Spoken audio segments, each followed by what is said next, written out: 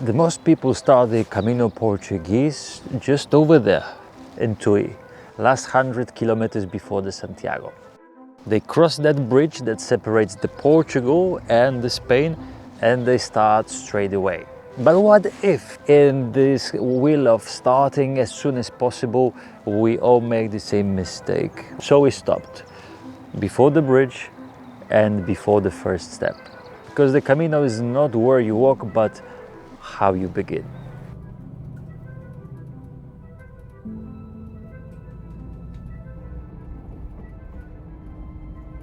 Let's be real. How long did it take me to get here? Not just the 48 hours on planes, buses, and awkward snaps in public, but the other journey, the decision to walk, the slow burn that told me that something had to change. This wasn't a vacation, it was a reset. Break from alarms, schedules, and the background hum of busyness. So when I arrived at the edge of Portugal, right before the border crossing, I decided not to bring the rush with me. I stayed in Valença. The last city of Portugal, 117 kilometers from Santiago. Once a 13th century fortress and somehow still a battleground. But this time not for soldiers, for fears, limits and the inner walls I came here to break down.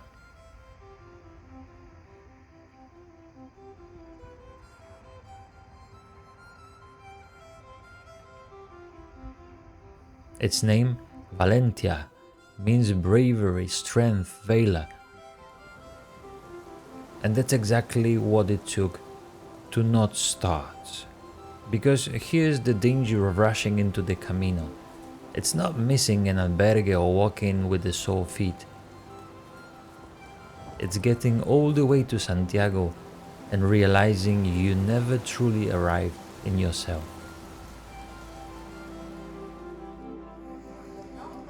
So I stayed. I wandered the streets. I had coffee with locals. I watched pilgrims march across the bridge like they were competing for stamps. But the more I slowed down, the more I realized I was already somewhere.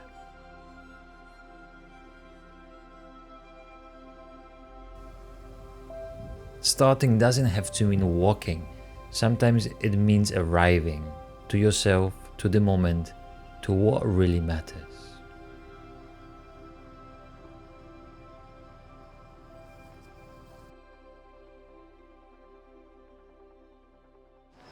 We think that rushing saves time, but on the Camino, it might just take us away for what we actually came here for. And when I finally slowed down enough, I started seeing other arrows too. Not just the yellow ones leading to Santiago, but the blue ones. They pointed in the other direction, to Fátima, Portugal's spiritual heart. 2 pilgrimages, 2 directions, but one longing. And if you're curious how the Camino and Fátima connect, stick around and subscribe. We will be walking that one soon too.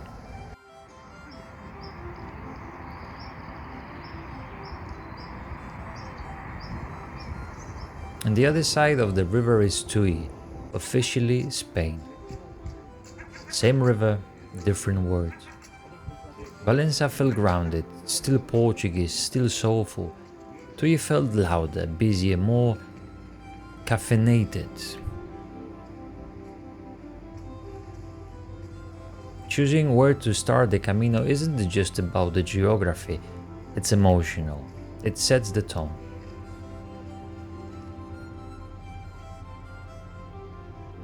It's a difference between starting a symphony or walking into karaoke night. Both can be meaningful, but one starts with breath.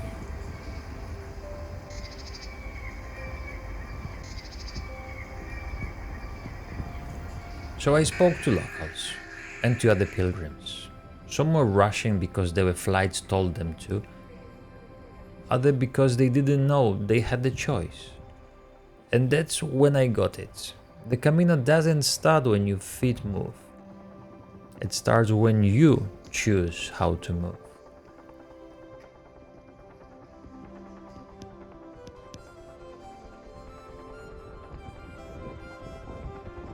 Like someone said once, or maybe I just made it up, sometimes walking slower isn't about moving slower, it's about living deeper.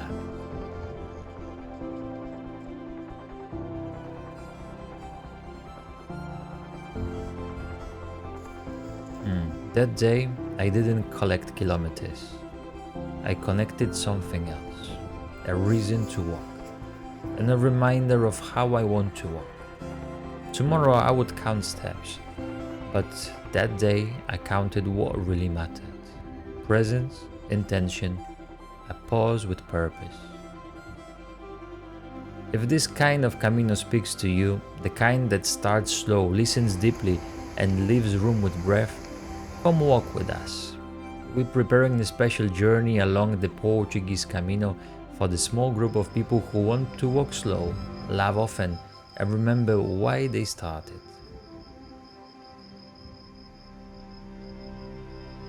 This is day number 0. The pause before the pilgrimage, the space before the story, and the beginning we didn't know we needed. And this is Spain tomorrow. But let's talk about it tomorrow.